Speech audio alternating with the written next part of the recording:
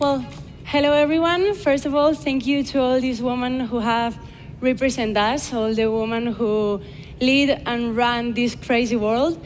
And before I start, let me apologize for my English. It's been almost 2 years since I don't practice it on my day-to-day.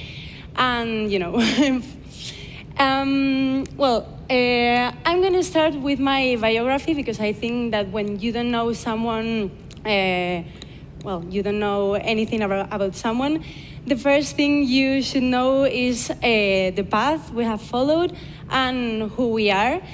I am Sara, I'm 22 years old, and when I was a teenager, I was in this moment of our life that all teenagers live, when I was so lost that I didn't know even what to choose to study. So it was a summer when I decided to open a travel and fashion blog in a platform that now is not very popular because we have new ones. But I started telling the world, or my family at least, what I was doing in a journey that I made with my family around the Route 66 in Utah and Arizona. So this crazy decision that I made, I say crazy because I am from Vitoria, which is a city, I think you know about it, in the Basque Country. And everything you do which goes out from the box, it's weird, and people talk about you, as we are used to live this kind of experiences. So, this was my summer with 16 years, which is a weird age. And once I went back to Vitoria, people was making lots of fun of the decision that I made of opening this blog, also YouTube channel, and all the things I was talking about. Teenagers, different things, this mix.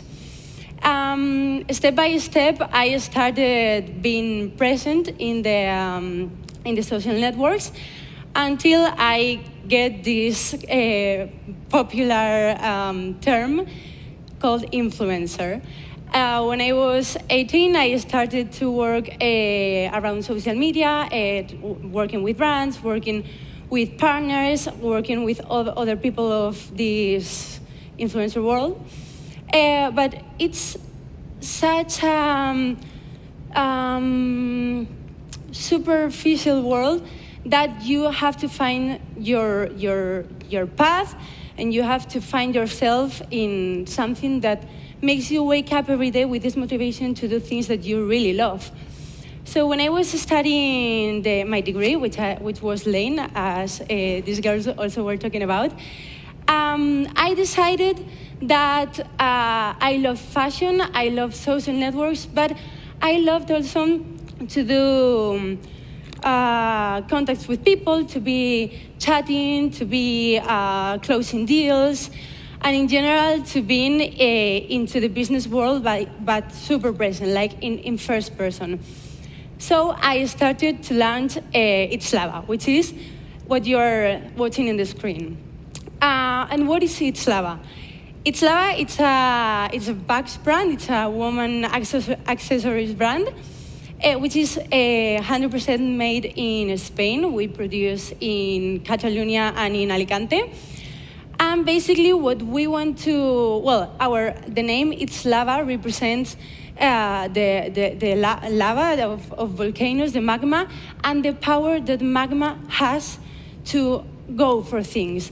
You know, when there's an eruption of a volcano, all this magma starts flowing and flowing, and they can go wherever they want, and they can do whatever they want with environment, with villages, with people even. So this is the attitude that I wanted to represent with the brand and with the target we were going through. So we started with bags because, as you know, the fashion world is so competitive. The fashion world is so big, it's so hard. We have big groups such as Inditex who are doing things not perfectly, but they are doing things good, to be honest. So we had to find our place in this market, in this crowded market, So we were focusing only in bags. I say we because now we are a team of 5 powerful women, but in the beginning I was alone. So yeah, when you are alone, you are a 20 years old woman in a man's world, and it's not as easy as you can expect. It's launching a brand and starting a supply chain, a production of different products, and in general to build up a company and a brand. And I say that it's a man's world because although fashion is mainly focused on the 80-90% of the sales made are for women, all the suppliers, all the factories, all the fairs are run by men. And this is like this, and it's something that hasn't still changed. I hope that little by little will change, but it's what we have. So you as a I say woman, but I don't felt myself in that time a woman. I was a child full of hope and full of energy who wanted to do something big. And I say big because you always have to dream big, but you have to be also realistic. And you start from here, and you can go there. But there's a step, and it's a path you have to make, and no one is going to make it for you. So when I started, I went into this first factory, which is actually also right now a provider of us. And I told him something that I expect him to do for me. But in this world, you can't expect anything from no one. You have to impose what you want, and you have to feel yourself as confident as you can. And if you are not that confident, you have to show that you are this confident to make them see you as a powerful woman who wants to do things good, who wants to do things big, and who wants to do real things and wants to count on you in this process. So yeah, I went into this factory and I asked for doing this bag in this size, with this print, with this material, and composed of this, and that. My first price, the first price they gave me was ridiculous. I was like, am I buying a bag in Massimo Dutti, or am I producing a bag from zero? So I had this fight, this intern fight, that you have when you are trying to build a slow fashion brand.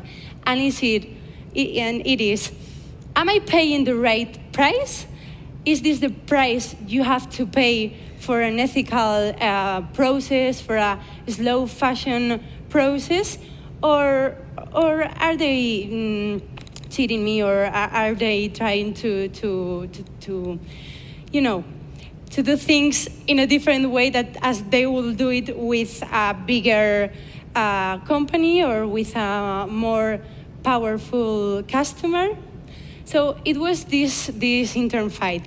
Now, 2 years later, I see myself in the same man's world, more powerful. I have made with my team, because you know that once you start something from zero, you might be alone, you might be with another partner, or you might start with a team. But if you don't surround yourself with people who complement you, also not complement you in the knowledge, complement you in the falls and the ups, people who in your dark days push you and say, come on, it's just a hole in the path, we can go over and we can do it. Nowadays, we have made almost 10,000 sales in 2 years, which for me it's a huge success, sorry. And yeah, it's true that when you look inside, as everywhere, you see mistakes, you see things that you are not super proud about, you see things that are, that you want to improve, you want to change, but outside you have people who is watching you and your company and your brand as a reference company, as a reference brand. And I think that even if you don't have clearly ideas inside your team, inside your path, your process, and all the objectives you want to achieve, the view you have to show the world, the view you have to show your customers, your followers, is the view you would like to see from outside of you, which is always the best one. Me as myself, as a person, I always try to show myself as the best version of me, and this is a big topic, but I think that although you are not super secure of yourself, if you are not super, confident, you always have to be smiling. You always have to be nice, grateful, and I think this is the motor, the power of running everything and achieving your goals.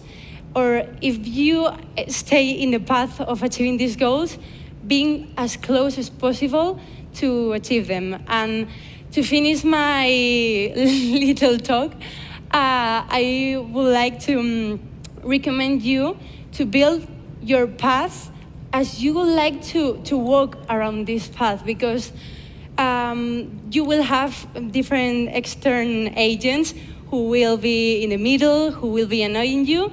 But if you are secure about what you want to achieve, just go for it, do it on your way, and always keep fighting with the good ones and also with the bad ones. And well, I hope I have explained myself as good as I was hoping. Thank you very much.